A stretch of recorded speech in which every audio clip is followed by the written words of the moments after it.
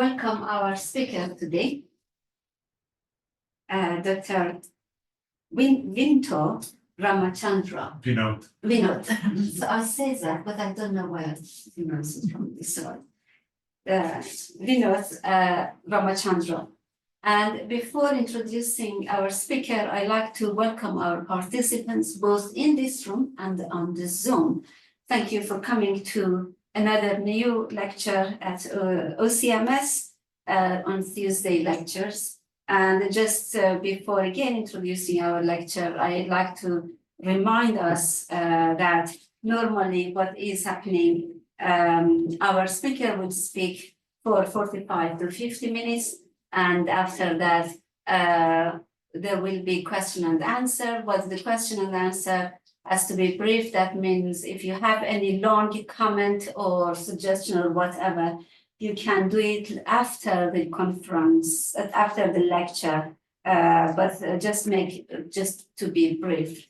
The people on the Zoom, again, I will remind ourselves after the lecture, you can raise your hands using the reaction button, and the people here, of course, you can just raise your hand here.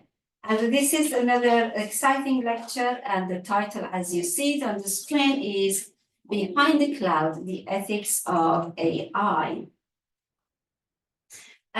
This lecture draws attention to the materials and human aspects of AI, its underlying assumptions and worldviews, and highlights real ethical concerns that are rarely discussed in the public realm. That means it is very timely for all of us to learn, especially with the rise of AI and our concerns and our excitement, theologically, ecclesiology, mission, as well as practicing in making our lives easy.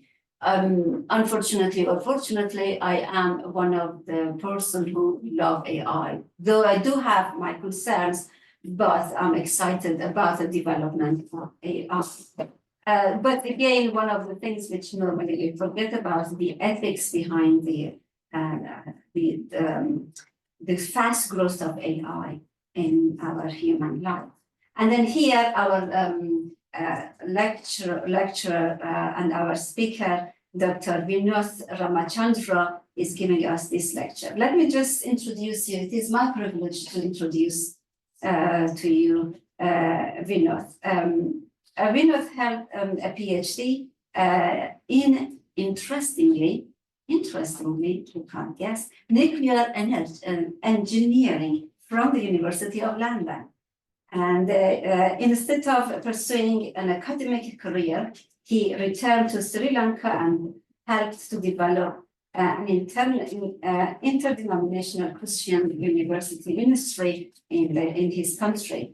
He served with the International Fellowship of Evangelical Students in various leadership roles for over 4 decades. He has encouraged Christian students and professors develop a holistic dialogue engagement with the board of universities and also in our board.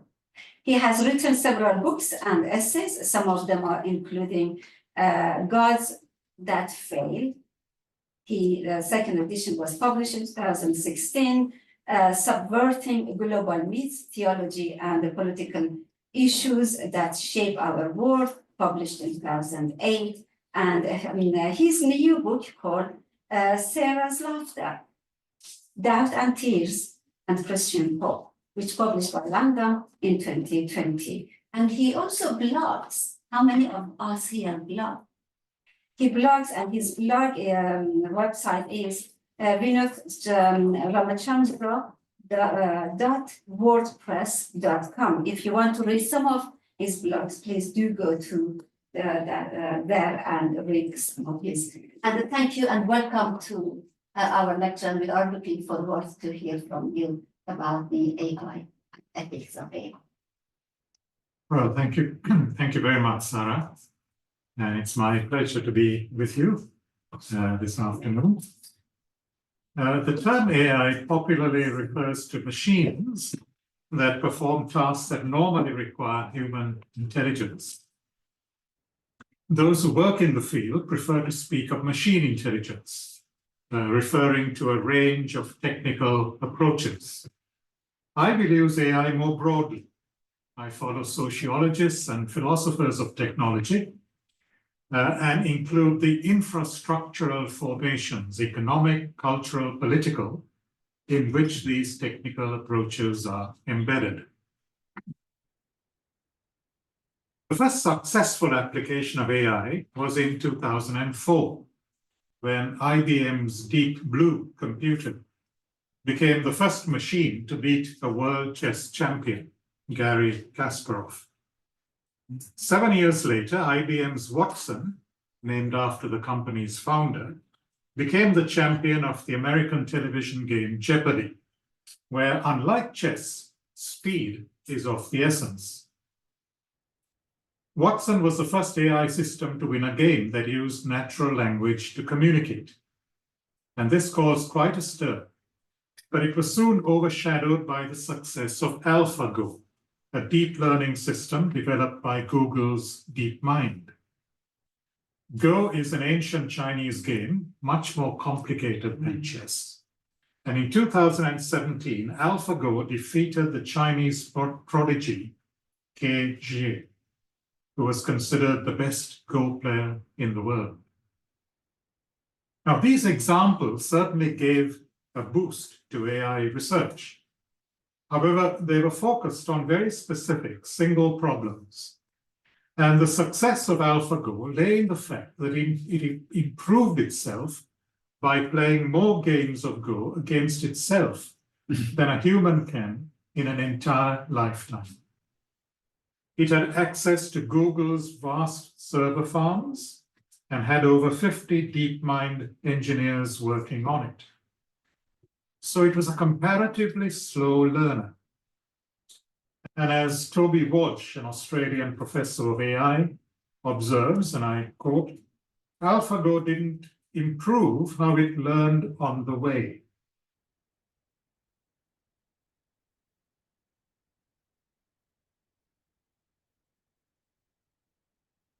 See if I can move my slides.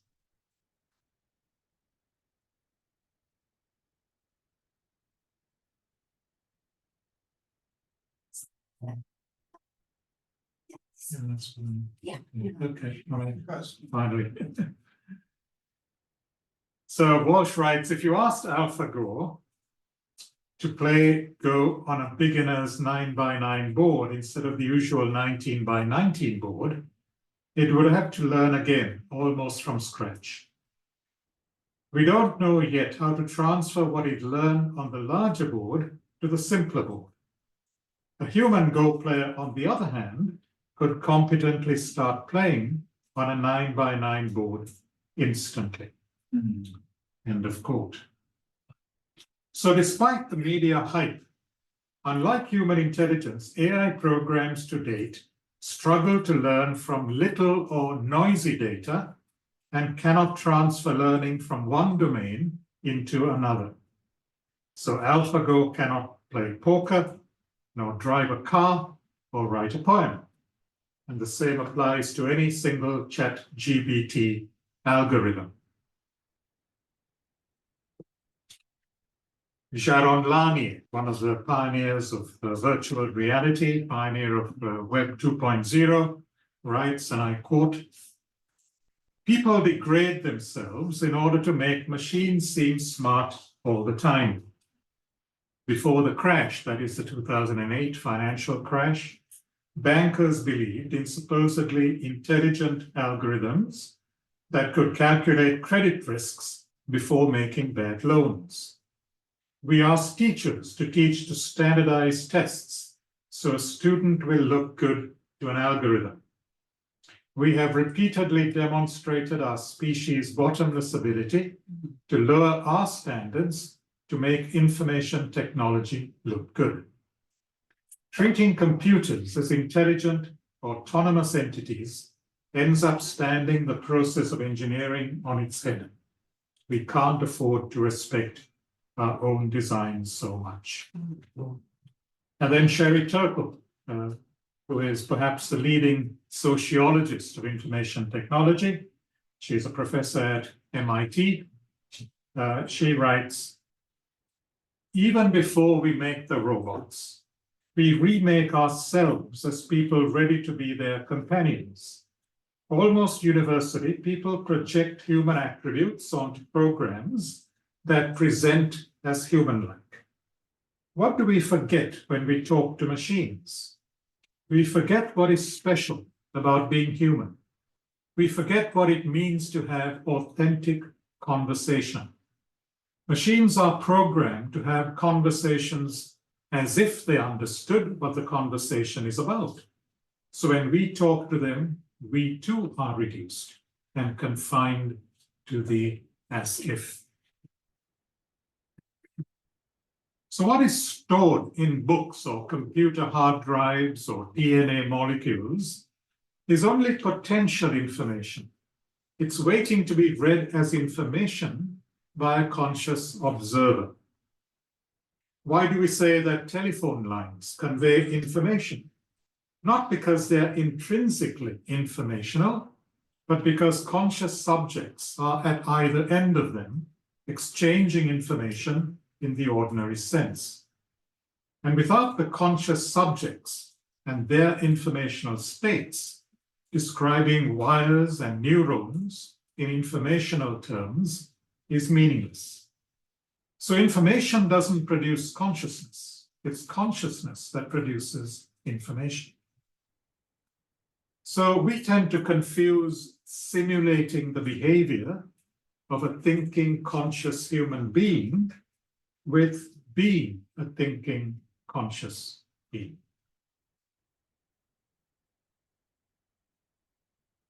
The language of cloud computing, virtual reality, and cyberspace has seduced us into thinking that the web and AI systems are floating in some ethereal, otherworldly sphere that is divorced from physical bodies and natural material environments.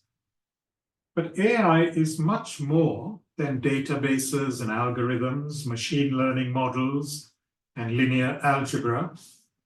AI relies on manufacturing, transportation, and physical human work, on data centers, undersea cables, and satellites. And the computing industry cannot function without the minerals and the resources that go into our laptops, our smartphones, or our supercomputers. Now, extracting that small group of what are called rare earth metals is a very difficult and dirty business, typically involving the use of sulfuric and hydrofluoric acids and the production of vast amounts of highly toxic waste. Gold is also an element that's common in our smartphones, primarily to make connectors. But gold mining is a major cause of deforestation in the Peruvian Amazon. Extracting gold from the earth also generates waste that's rich in mercury and cyanide, two highly toxic substances that can contaminate drinking water and fish, with serious implications for human health. Now, the true costs of these extractive practices by high-tech companies are not borne by the companies themselves, and they are rarely disclosed to the public. What is more, the mining of minerals has often been used to fund and perpetuate armed conflict in places like the Democratic Republic of Congo. The cloud does not exist above our heads. It takes up a vast amount of land. The world's largest data farm is in Langfang, China. It covers 6.3 million square feet, which is the equivalent of 110 football fields. The obsessive drive to collect ever larger data sets in order to train machine language algorithms means that the computing industry is carbon intensive. And it's estimated that it could make up 15% of all greenhouse emissions by 2040, which is half the entire transportation sector worldwide. training a single deep learning language model can emit 5 times as much carbon as 5 cars do in their entire lifetime.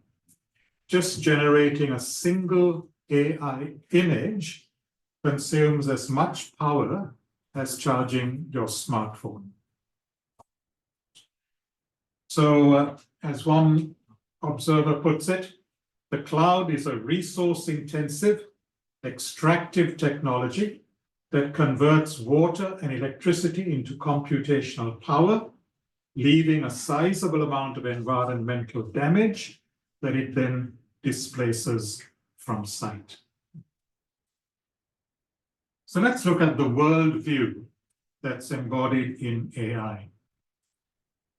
AI is all about harvesting ever larger amounts of data from the internet, CCTV cameras, and cell phones, and then looking for statistical patterns from which classifications and predictions are made.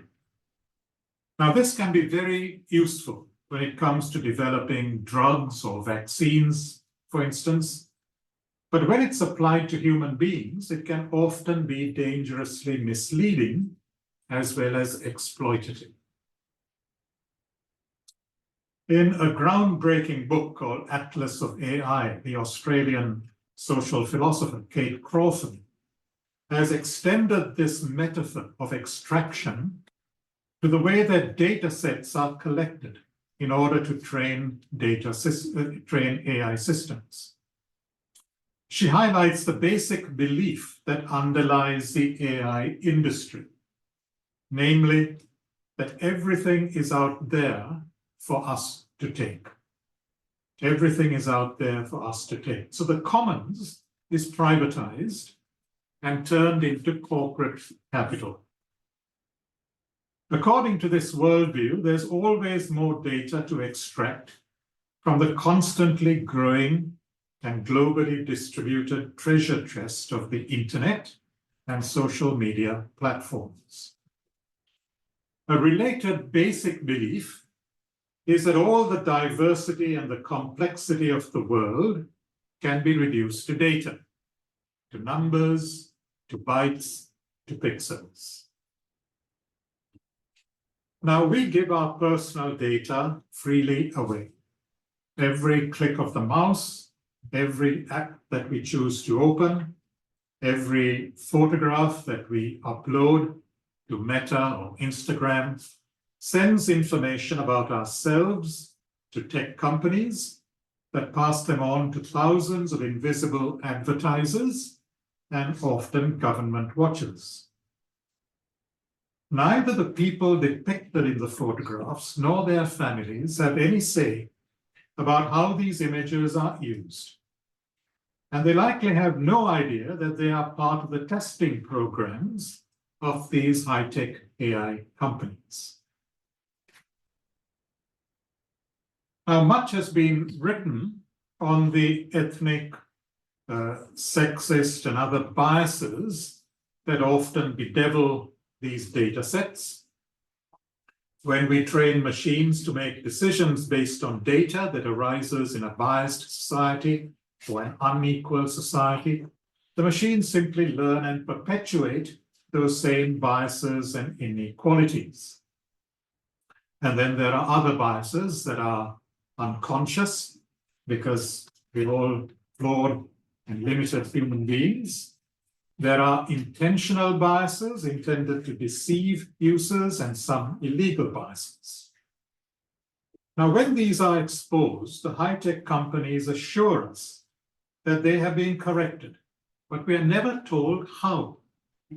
And more importantly, the underlying philosophy of classifying and labeling images, whether of people or things, is never questioned. Every data set that's used to train machine learning systems, whether in the context of supervised or unsupervised machine learning, embodies a worldview. To create a training set is to take an almost infinitely complex and varied world, convert it into individual data points, and then arrange them into neat categories. Now, this is a process that involves cultural, political, and social choices. Also, training data sets rely heavily on proxies. These are stand-ins for what they claim to measure. So, for instance, a photograph or a cranial measurement will be a proxy, a stand-in for a face. Cell phone numbers are proxies for geographical locations, and locations in turn can become proxies for a person's economic status. So if my location is identified as North Oxford, then it's assumed that I come from a fairly well-to-do economic background. Names can be proxies for gender, or race, or ethnicity, but all these can be, and they are, dangerously misleading. Because every face, every piece of written language has a particular context. The way that language is used in a personal email between friends is very different from how it is used, say, in a research proposal. Different again from a 19th century novel or a business letter. And the same language can vary in different cultures. Say, contrast Filipino English with Australian English. The face can be that of a dead person or an actor wearing a mask. It can be neither a man nor a woman, but somebody who is intersex. So every classification is a cultural and political decision. To understand the meaning of, say, a photograph or a brief video clip, we need to know the situation in which it was made. And then we can decide which information is relevant and which is not. Now, sophisticated facial recognition techniques are being developed to enable machines not only to identify a specific individual human, say Jane, but to infer from Jane's facial expression whether she is angry, distressed, playful, or in pain. Now, this is called affective AI. Affective AI. How do these technologies work? Well, they share a similar set of founding assumptions. A, that there's a small number of distinct and universal emotional categories. B, that we involuntarily reveal these emotions on our faces. And C, that they can be turned into metrics and detected by machines. So affective AI systems will scan a face and claim to know how a person is feeling. Now, this is welcome news for militaries and for police forces, because all they have to do is say, watch an airport CCTV image of a person and deduce that he or she is a potential terrorist. Some universities in America are using it to assess the level of student engagement. Are students bored with the class, or are they enthusiastic? Corporations are using affective AI to weed out job candidates. What are their facial expressions in the job interview? But how does an AI system know if someone is bored or grief-stricken or depressed? How we express emotions not only varies from individual to individual, but there are also so many cultural factors. For example, think of the stiff upper lip of British public school boys, trained not to express their feelings. Contrast that with, in many of our societies, we have collective lament at funerals. People are even paid to come and mourn at funerals. A smile does not always indicate happiness. It may be somebody pretending to be happy or just being polite to a stranger. A person frowning may be sad, but she may also be puzzled or thinking deeply. At least one study from the University of Maryland in the US has shown that black faces are more likely than white faces to be classified by AI as angry. And of course, there's the surveillance issues that this raises, and the many ways that surveillance leads to self-censorship and the restriction of self-expression. Let me say a word about fake news. A well-known study in 2018 by MIT's Sloan School of Management showed that fake news spreads faster online than real news. And the reasons are not hard to explain. Fake news often plays on people's emotions and biases, which make it more likely to go viral. People are more likely to share stories that make them angry, happy, or afraid, without taking the time to fact check. Also, social media platforms make it easy for anyone to share information without verifying whether it's true or not. Additionally, people are often more likely to share information that confirms their existing beliefs and prejudices, even if they're based on ignorance. This is called confirmation bias. Furthermore, the main objective of social media is to maximize advertising revenue by exploiting information collected from users' digital footprints. These social media platforms are built around algorithms that study users' online activities and develop patterns to deliver content that is tailored to suit their preferences. So these algorithms tend to prioritize content that generates the most engagement, irrespective of their truth value. Also, if someone has engaged with fake news in the past, they are more likely to be shown similar content in the future. So this creates a cycle where false information is continually being shared and amplified, which can lead to false information spreading faster than accurate information.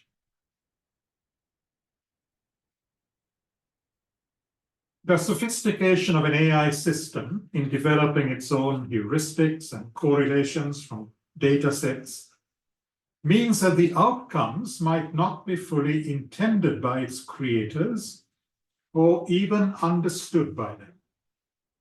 This is the black box nature of AI, especially with deep learning models, and this is ethically troubling. We can hold human beings to account for the decisions that they make. If my decision is especially bad, it results in somebody's death, I will face manslaughter charges. But machines cannot be held to account in a similar way. It's thus more important that machines be able to explain their decision-making and the programming teams of AI systems be held accountable for whatever their designs do. Accountability implies transparency, and transparency is a major challenge for AI systems today.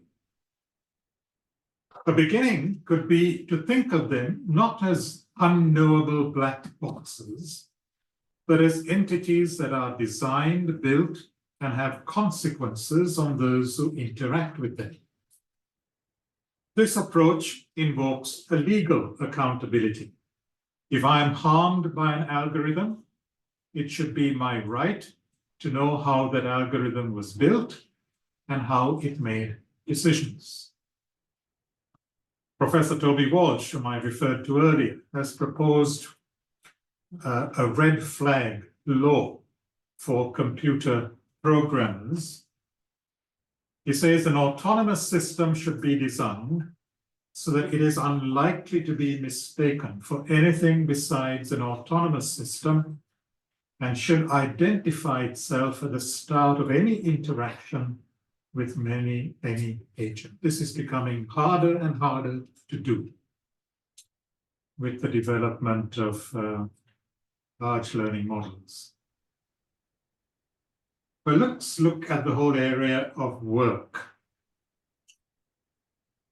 Artificially intelligent machines already help us in a variety of human endeavors, such as managing road traffic, flying aircraft, helping design buildings, decontaminating radioactive power plants, underground mining, space exploration, studying volcanoes, detecting and diffusing terrorist bombs.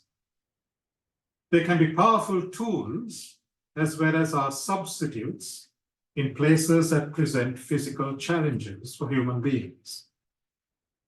But the replacement of human workers by digital machines has reached a pace and a scope that threatens to transform the nature of economically developed societies.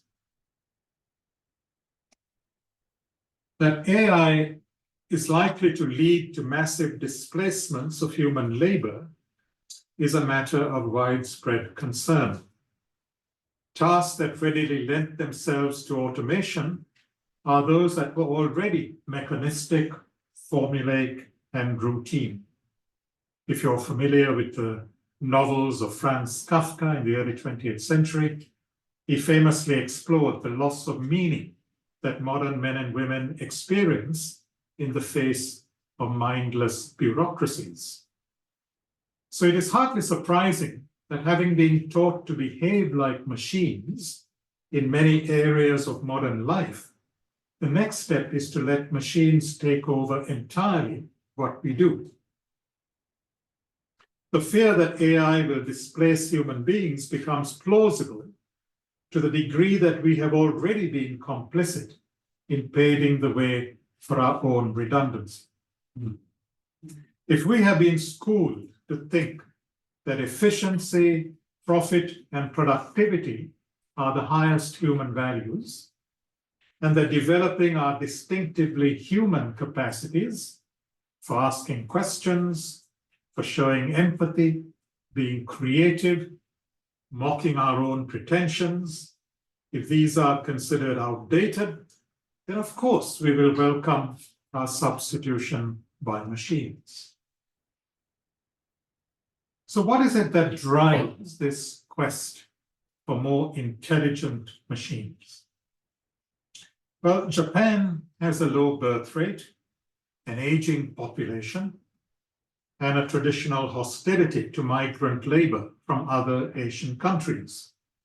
Therefore, it's not surprising that Japan leads the world in robotics research that's linked to the care of elderly patients in hospitals and nursing homes. But all over the so-called developed world, the thirst for greater and greater profit margins is the principal driver. AI systems and robots don't need toilet breaks. They don't get tired. They're not likely to form labor unions. So this is attractive to business corporations. It seems like the ultimate fulfillment of the logic of techno-capitalism, the outright ownership not just of the means of production, but of the labor force itself. As automation is ceded more and more to machines, the abilities and the expertise of professional workers atrophy. This process of de-skilling is similar to what factory workers in the first industrial age experienced. Much of human work is reduced to tending machines. When software takes over, not only do manual skills wane, we also become intellectually lazy. Doctors who cede authority to machines to make diagnoses, or architects who rely increasingly on computer-assisted design programs, suffer a diminution of the expertise that comes with experience, or they never gain that experience in the first place. The media makes much of human fallibility when it comes to, say, plane crashes or industrial accidents, but many disasters that are blamed on human error actually involve chains of events that are initiated or aggravated by technological failures. 10 years ago, the Federal Aviation Administration in the USA noted that over-dependence on automation had become a major factor in air disasters. And they urged airlines to give pilots more opportunities to fly manually. Now, this is called the automation paradox. Software that's designed to eliminate human error sometimes makes human error more likely. When a computer takes over a job, the workers are left with little to do. Their attention drifts, their skills atrophy, and then when the computer fails, the humans don't know what to do. They flounder. When system designers begin a project, they first consider the capabilities of computers. As much of the work as possible is then delegated to the software, and the human operator is assigned whatever is left over, which usually consists of relatively passive chores, such as entering data, following templates, and monitoring displays. Nicholas Carr, who has written much on this subject, he points out that pilots, physicians, and other professionals routinely navigate unexpected dangers with great ingenuity. Even in our daily routines, we perform feats of perception and skill that lie beyond the capacity of the sharpest computers. So Carr calls for an alternative, human-centered approach to automation. In human-centered automation, the talents of people take precedence over computers. Instead of supplanting human judgments with machine decision-making, systems are designed to keep the human operator in what engineers call the decision loop. That is a continuing process of action, feedback, and judgment-making. So software plays an essential but a secondary role. It takes over routine functions that a human operator has already mastered, issues alerts when unexpected situations arise, provides fresh information that expands the operator's perspective, and counters the biases that often distort human thinking. The technology becomes a human expert's partner and not the expert's replacement. So Carr writes, and I quote, "We are amazed by our computers, and we should be, but we shouldn't let our enthusiasm lead us to underestimate our own talents. Even the smartest software lacks the common sense, ingenuity, and verve of the skilled professional. In cockpits, offices, or examination rooms, human experts remain indispensable. Their insight, ingenuity, and intuition, honed through hard work and seasoned real-world judgment, can't be replicated by algorithms or robots. If we let our own skills fade by relying too much on automation, we're going to render ourselves less capable, less resilient, and more subservient to our machines. We will create a world more fit for robots than for us." In 1962, the computer scientist John McCarthy, who was the first to use the term artificial intelligence, established the Stanford Artificial Intelligence Laboratory. His goal was to create what he called a thinking machine. At the same time, Douglas Engelbart, the inventor of the computer mouse, coined the term IA, or intelligence augmentation. So AI and IA represent two different views of how computers should function. AI seeks to replace human workers, while IA uses computer systems as aids under the control of humans. Machine learning systems, especially what are called neural networks, are called brittle. That is, they are prone to fail when encountering something that is not well represented in their training data. These failures, called edge cases, can have serious consequences. For example, a few years ago, an Uber self-driving test car killed a woman because though it was programmed to avoid cyclists and pedestrians, it didn't know what to make of somebody who was walking her bicycle across the street.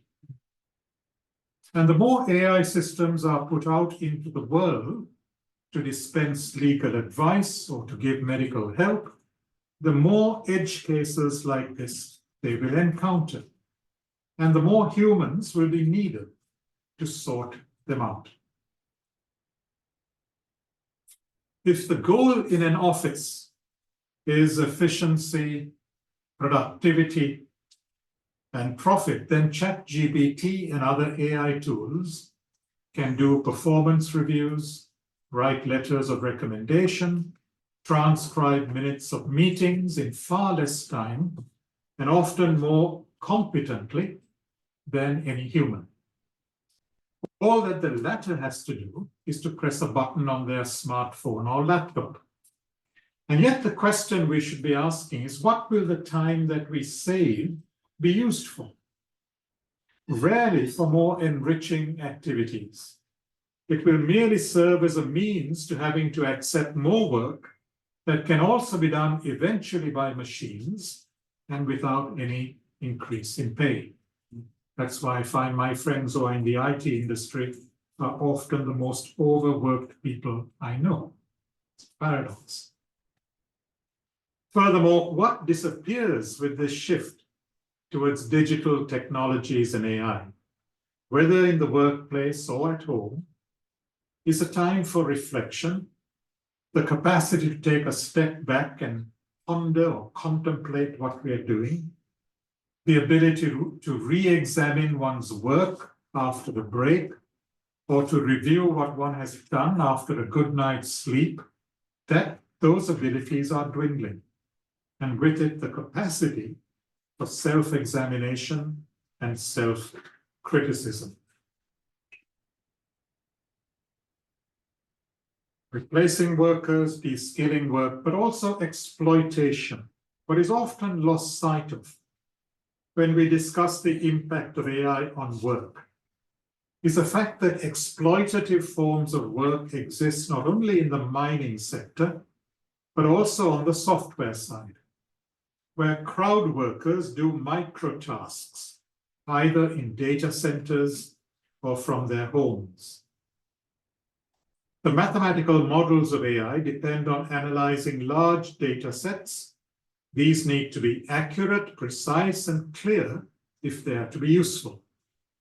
There are many repetitive digital tasks that underlie the creation of such usable AI systems, such as labeling thousands of hours of training data, reviewing suspicious or harmful content on ads and social media, checking credit card transactions, correcting customer service chatbots, labeling food so that smart refrigerators don't get confused by new packaging, and so on. Now, the vast majority of online freelance work in the world is performed by workers in the global south, nearly half of them in India and the Philippines alone. Now, without this kind of work, AI systems will not function. So the technical AI research community relies on cheap, crowdsourced labor for many tasks that cannot be done by machines. Now, some of this work is psychologically damaging. Content moderators on Meta or TikTok are exposed to a constant stream of the worst things that people put on those platforms. They have to flag it for takedown or for further actions. And very often, these are posts about sexual and other kinds of violence.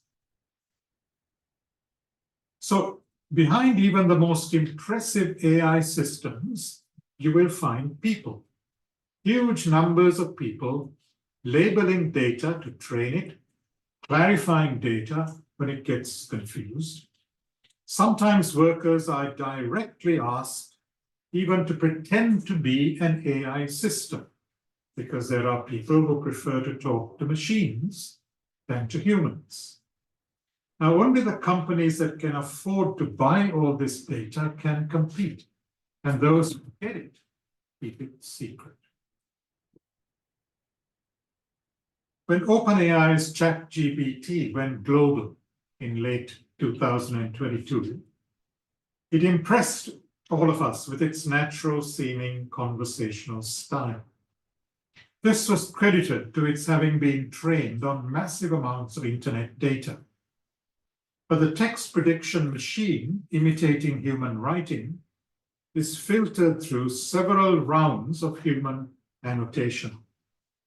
So as one journalist puts it, I quote, "Put another way, ChatGPT seems so human because it was trained by an AI that was mimicking humans, who were rating an AI that was mimicking humans, who were pretending to be a better version of an AI that was trained on human writing." Hence Kate Crawford's pungent conclusion: contemporary forms of artificial intelligence are neither artificial nor intelligent. We can and should speak instead of the hard physical labor of mine workers, the repetitive factory labor on the assembly line, the cybernetic labor in the cognitive sweatshops of outsourced programmers, the poorly paid crowdsourced labor of Mechanical Turk workers. Mechanical Turk is a working platform of Amazon, and the unpaid immaterial work of everyday users. We are the people who provide the data that these high-tech companies use. So these are places, she writes, where we can see how planetary computation depends on the exploitation of human labor all along all the supply chain of extraction. So we come to the political threat of AI. Fake news goes hand in hand with targeted political campaigns. The Cambridge Analytica scandal of 2018 highlighted the corrosive effect of data mining on politics, targeting specific groups of swing voters in America, such as millennial women or army veterans, with political ads based on personal data extracted by ethically dubious means from Facebook. The company influenced the American election results. The 2022 presidential elections in the Philippines were won by a candidate who employed an IT company to whitewash his father Ferdinand Marcos's despotic rule and to spread disinformation about his main political rival.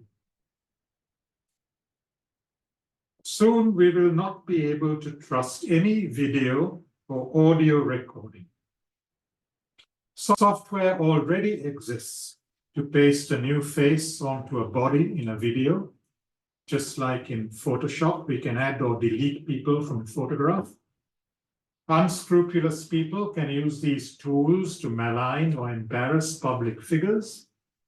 And a politician who has been caught out in a lie can always deny that he was the one in the video. While India has the world's largest number of internet users next to China, digital literacy as well as conventional literacy levels are low. So in February 2020, Manoj Tiwari, a Hindu nationalist BJP member of parliament, became among the world's first to use deep fakes in his political campaign. In 3 videos, Tiwari addressed voters in Delhi ahead of the capital's legislative assembly elections in Hindi, in English, and a local language called Haryanvi, reaching 3 distinct audiences in that multicultural city. But only the Hindi video was authentic. The other 2 were deep fakes, where AI was used to generate his voice and words and to alter his expressions and lip movement to make it almost impossible to detect that they were not genuine. And since then, there has been a flood of AI-generated or manipulated media that marred a series of local elections in India's states in recent months, and that's now threatening to fundamentally shape the country's future general elections. And as you know, general elections are going on in India. They extend over more than 6 weeks because it's such a large population. And we know that IT companies have been used by political parties to spread fake news and also deep fake videos. So these are real threats to the electoral process. There's also the whole challenge of state surveillance, civil liberties. A lot has been written about this, so I won't take up much time. But think of what the Chinese government has been doing, the dragnet surveillance of vulnerable communities, particularly the Muslim Uyghurs in the west of China. But the Chinese government has as its ambition to collect as much information about every single Chinese citizen with a view to assigning everybody a credit score. So that's a way of targeting political dissidents, human rights activists, people who are seen as, threats to the Communist Party. So if you are caught by face recognition algorithms participating in a march, a protest, then it's very unlikely that you will ever get employment or any social welfare benefits. So this is a way of draconian social control. And Edward Snowden reminded us that this is also happening in Western democracies, and Western governments can always force internet service providers to give up information about their personal uses for government surveillance. So this raises the whole question of surveillance, whether it's possible, the whole question of regulation, whether it's possible to regulate AI or lethal autonomous weapons. Again, to their credit, the bulk of AI scientists in the world have opposed the use of lethal autonomous weapons. They have collectively written to the United Nations a few years ago, calling for a total ban. But it's governments that resist, and particularly the US, Russia, Iran, Israel, because they are using lethal autonomous drones in the Ukraine, in the war in Gaza.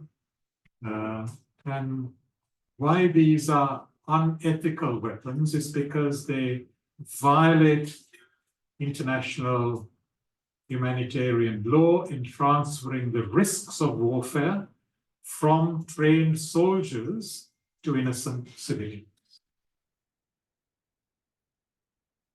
So power without accountability is what AI is all about at the end of the day. The 5 tech giants are bigger than most governments, but they're not elected, and they're never held accountable for the impact that they have on our lives. They rarely suffer financial penalties when their AI systems violate the law, and even fewer consequences when their own stated ethical principles are never followed. But the European Union has taken the lead in seeking to regulate the use of AI. In early March this year, the European Parliament voted overwhelmingly in support of the Artificial Intelligence Act, which is expected to be a global signpost that hopefully other governments will follow. The Act is expected to become European law by June, that is by next month. The vast majority of AI systems are low risk, such as content moderation systems or spam filters.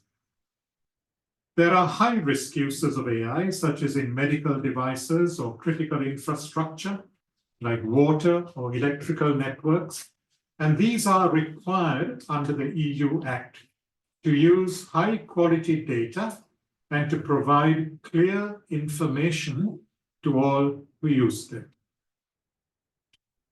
But some AI uses are banned because they pose an unacceptable risk, like the social scoring systems that govern how people behave, like I mentioned in China. Some types of predictive policing and emotion recognition systems in schools and workplaces. Other banned uses include police scanning faces in public using AI-powered remote biometric identification systems, except for serious crimes like kidnapping or terrorism. General-purpose AI models like ChatGPT-4 and Google's Gemini will have to provide a detailed summary of the text, pictures, video, and other data on the internet that is used to train the systems, as well as follow EU copyright law. AI-generated deepfake pictures, video, or audio of existing people, places, or events must be labeled as artificially manipulated. So Kate Crawford and Alex Campolo have described AI as enchanted determinism. Enchanted because we think of AI as some kind of alien super intelligence that has come to us from outside, and we sort of treat it with awe. But also deterministic, because we are told that this is superior to anything that we can do ourselves. It's capable of making predictions better than any human can, and so we need to simply submit to it in every area of social life. So we need to learn to ask the question why. Whenever we are faced with a decision whether we should use an AI system or not, ask the question, why should we use AI in this? What are the real benefits? What are the real risks? And then are there other areas of personal and public life in which we should say no? So as Kate Crawford herself says in a YouTube video, and I end with this, she makes a provocative comment that when AI systems fail, they are harmful, but when they succeed, they are dangerous. Thank you.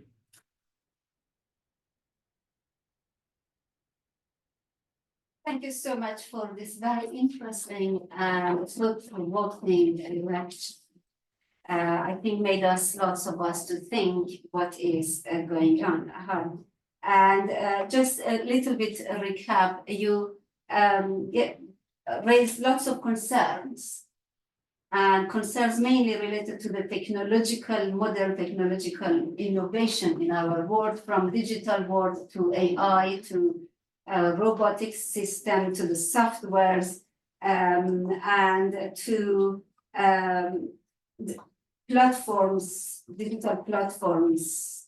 And then you also remind us of our digital divide, sadly, which we all are aware of that, as well as our rights within the digital system. Where is our rights that protect us or keep us safe, including the exploitation of the workers in all these things. And before I'm taking I'll pose my first question, but before I raise my first question, I would like to encourage all of us, if you have any question, can you people on the Zoom use the reaction button on the bottom of your screen to raise your hands, and then people here, please raise your hand, and then we will call you and then ask your question. And I know this is a very challenging topic. Some of us may have our own opinion and our own views. Can you be please brief in that sense? Can I ask you to stop sharing so we can see the people on the screen? And if they raise their questions, we can.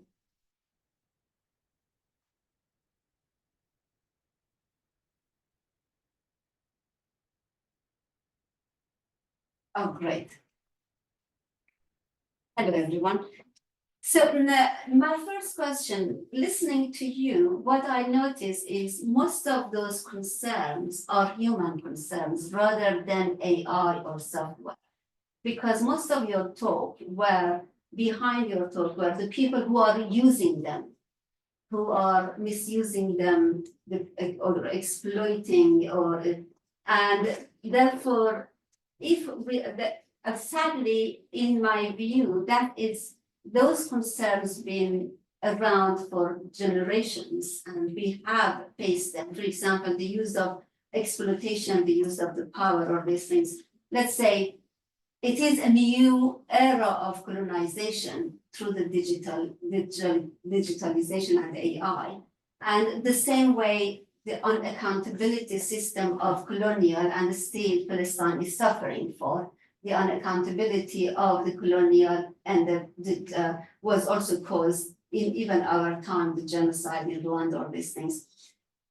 Do we need to address more about the people who are using the system or the system itself? Because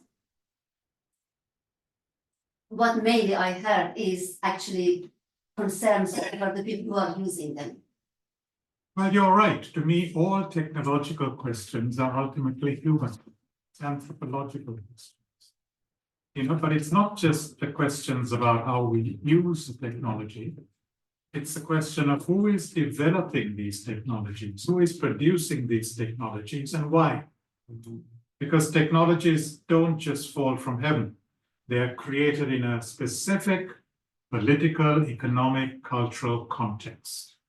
So we need to ask those questions, not just of AI, but any technology. Why are certain technologies developed and other technologies underdeveloped or not developed? Who benefits and who bears the risks, the costs? And surely the people who bear most of the costs and the risks are the ones who should, in a just world, be the ones who also receive most of the benefits. But that doesn't work out that way. Usually the people who receive the greatest benefits of any technology are the ones who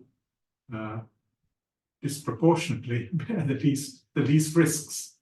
So whether it's nuclear power, whether it's AI or whatever, we should always raise these justice questions.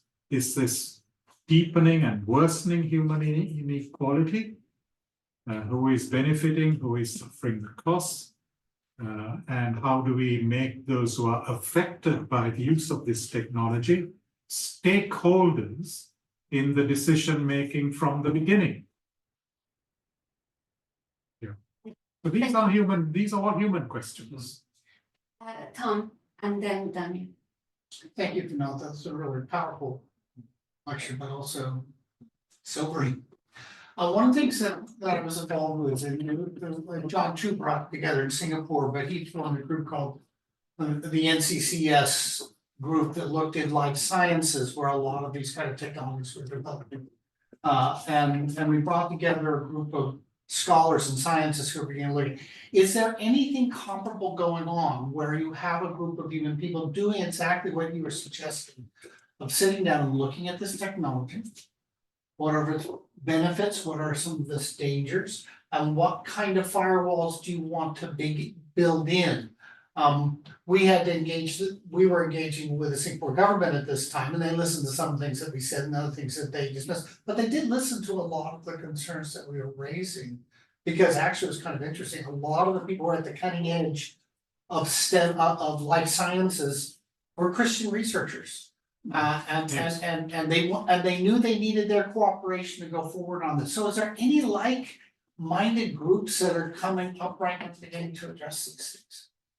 Well, on AI, I'm sure there are. I'm not familiar with any, except I know the Vatican has a center for, I think it's called the Center for Digital Culture.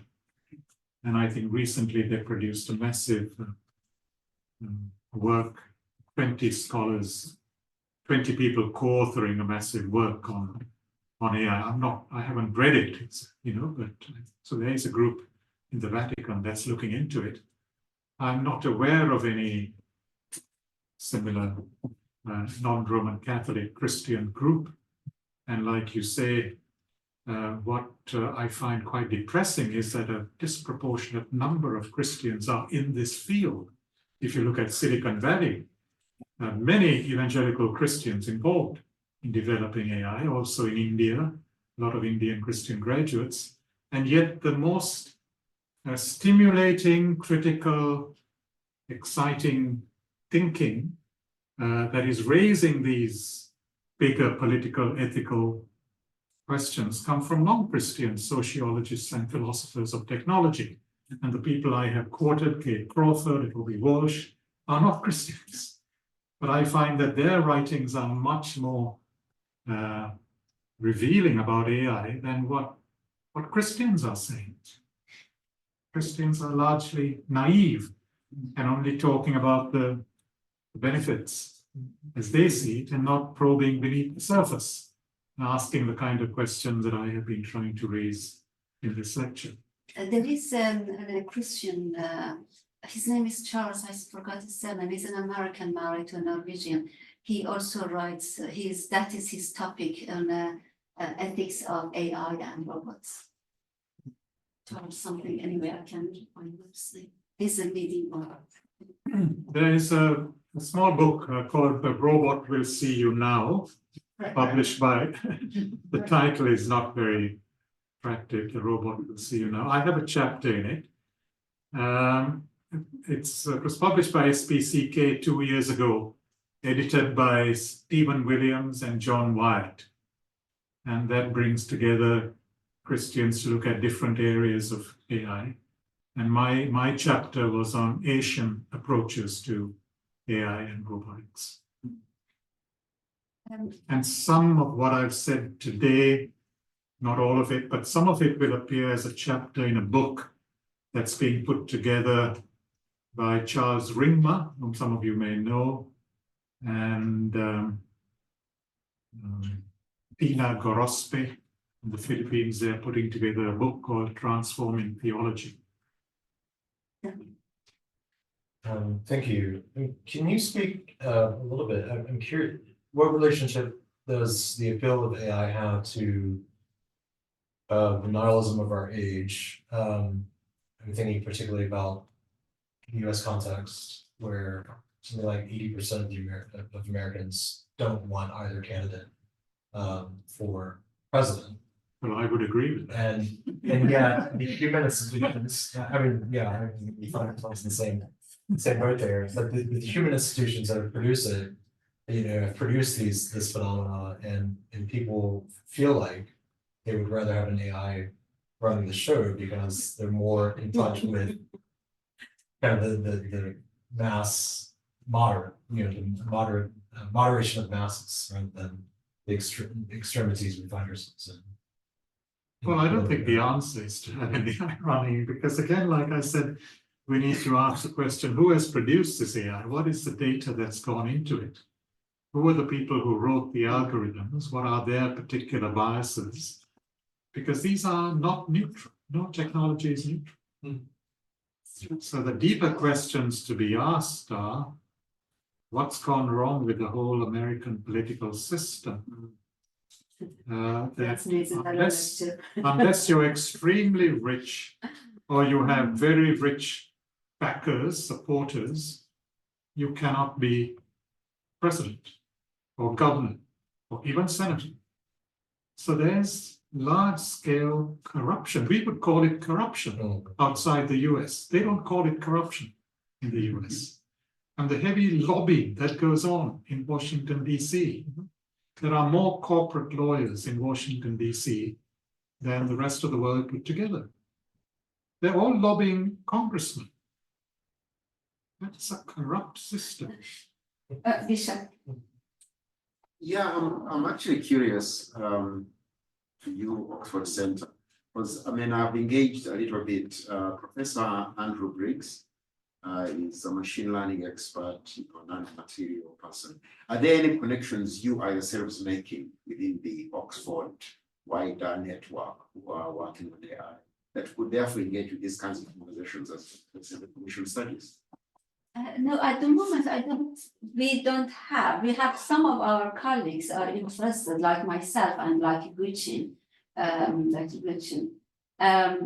and then we also have our own connections in relation to AI and technology, mainly our own network with the scholars, but not as OCMS. Perhaps Tom will comment on Well, that. the one thing we did is actually we had John Wyatt and several others who did come in and engage, but we didn't take it another step. We brought in a group of thinkers across UK and who were looking at this. It was a couple of years back, and so much has developed. That was before ChatGPT had come up.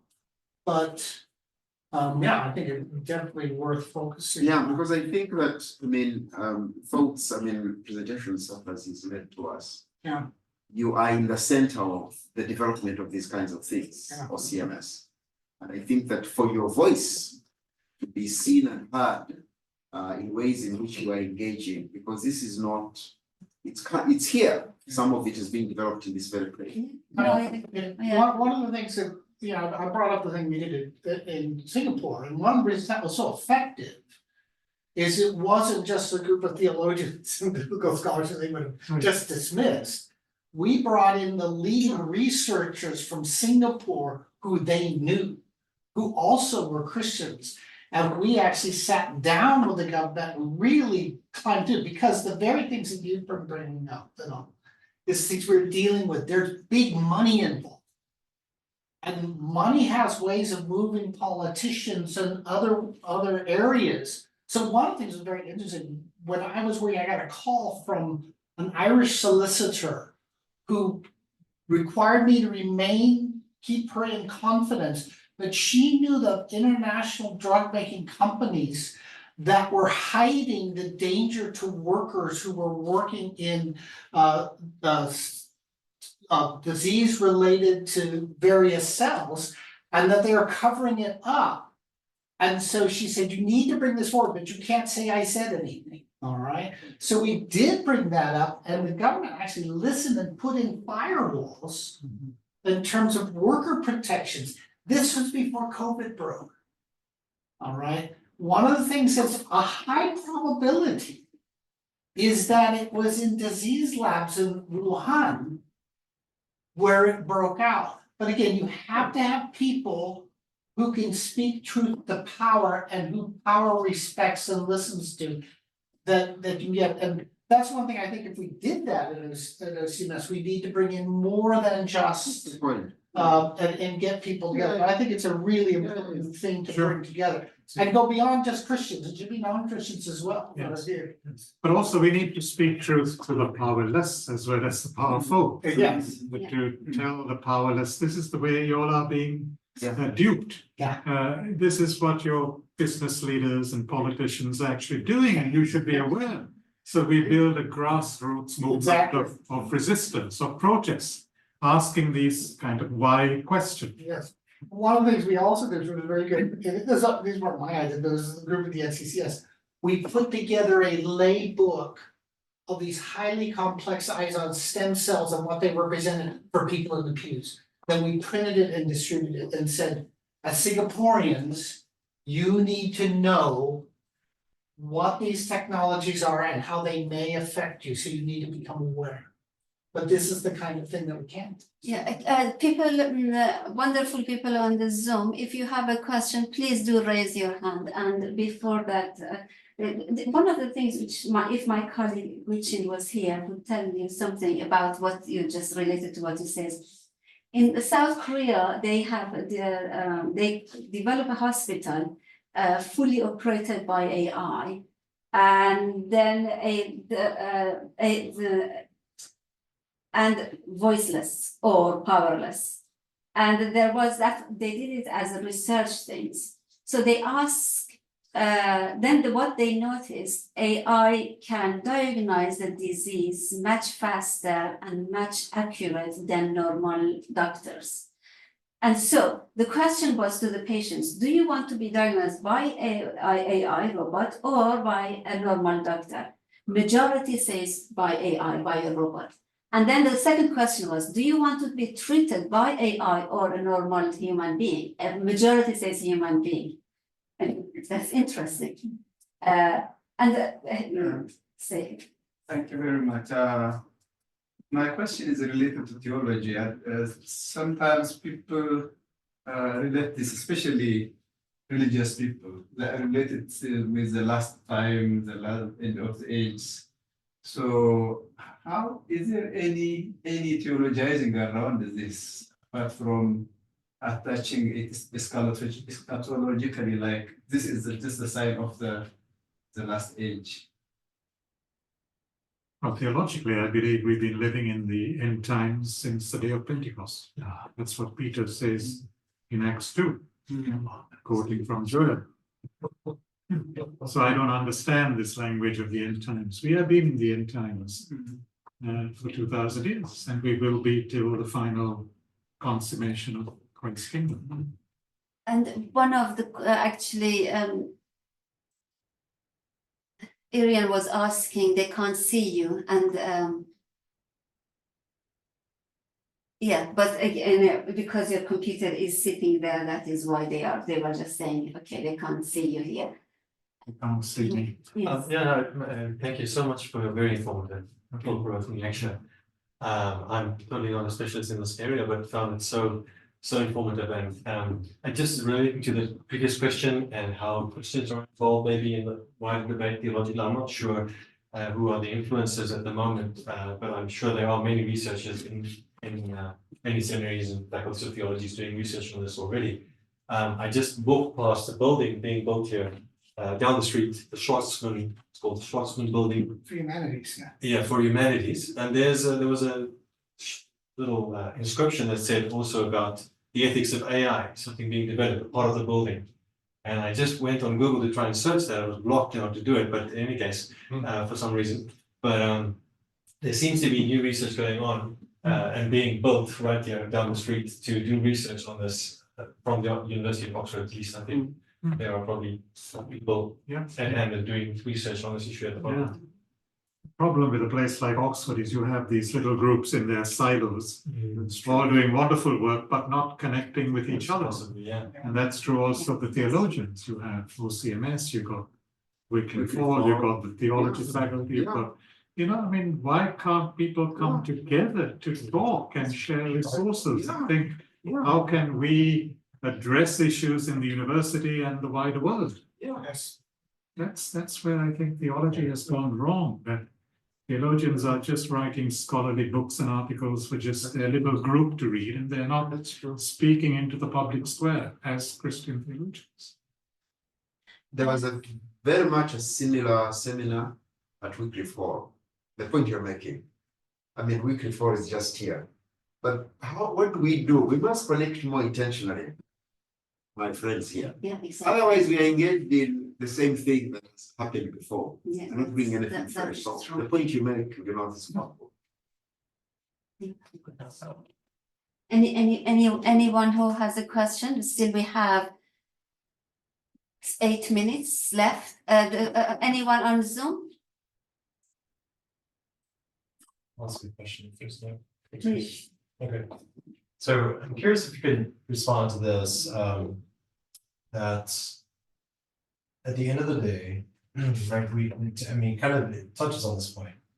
Even the largest detractors will go to the grocery store and prefer to buy a $3 bag of oranges, which are not native to their territory. That is the level that the most basic decisions happen, right? Or economic or pocketbooks. At the end of the day, despite the concerns about rare earth metal mining, etc., most of us have phones, computers. So we're still, in terms of this resistance that you're advocating for, again, at the end of the day, I'm going to prefer to go to Primark, buy a 10-pound pair of jeans rather than Marks and Spencer's where it's 45 minutes. We're still making decisions on that capitalize on the benefits of globalization, on the benefits of, or the supposed benefits, the economic benefits, let's say, of industrialization and being increasingly removed from the sources of our foods or materials or mining or etc. So just problematize that for me, and then how effectively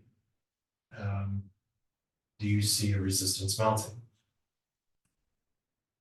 when this is kind of the most baseline decision making that people tend to Yes, engage I mean, we are all in this system.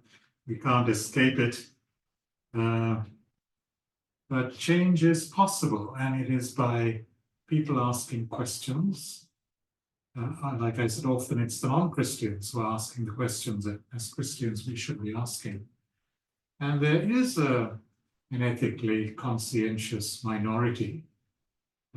Maybe they've woken up because of climate change, but they are deeply concerned about what we're doing to each other as well as to the non-human creation. And I know people who dropped out of social media, young people, because they've realized that social media is harmful. It's affecting teenagers. A lot of the growing mental ill health in the West is traced to the extensive use of social media. So there is a resistance movement that's already there, which we need to tap into. Whether it has Christian roots or not, to me, is irrelevant. If it's good, we join it and we work with those people and try to keep raising these questions. I have a set of questions. If I had time, I would have gone on, but Sarah stopped me. Just 4 basic questions we need to ask of any technology. There are several questions, but the 4 I think that are basic. What human capacities does this technology enlarge? And what capacities does it impair or reduce? So you could apply that to smartphones. What human capacities does it enlarge? It's obvious. I can, for the first time in human history, talk to anybody, anywhere on the planet instantly. But what capacities does it impair or reduce? Has the content of our communication also deepened, or has it shrunk? This is the paradox. I often tell my American friends, you live in a country that has all the latest information and technology, but politically you're not the least informed people on the planet. Your news is so parochial. You don't know what's happening in another state in your own country, let alone what's happening in other parts. That's the paradox. Secondly, whose interests are promoted by this technology and who are made more vulnerable? Ask that question. Whose interests are being promoted? The 5 high-tech giants making enormous profits. Who are the people who are vulnerable? The invisible workers that we never talk about when we think of AI. We think AI is only about machines and algorithms and databases. And I've been trying to say, no, it's about humans as well. Thirdly, how are the benefits and the costs of the technology distributed? That's the justice question. So economists are trained to think of aggregate costs and aggregate benefits, but not in terms of the distribution of costs and benefits.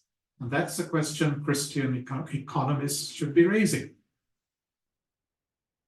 And then fourthly, how does the political system and the culture influence how a technology will be used?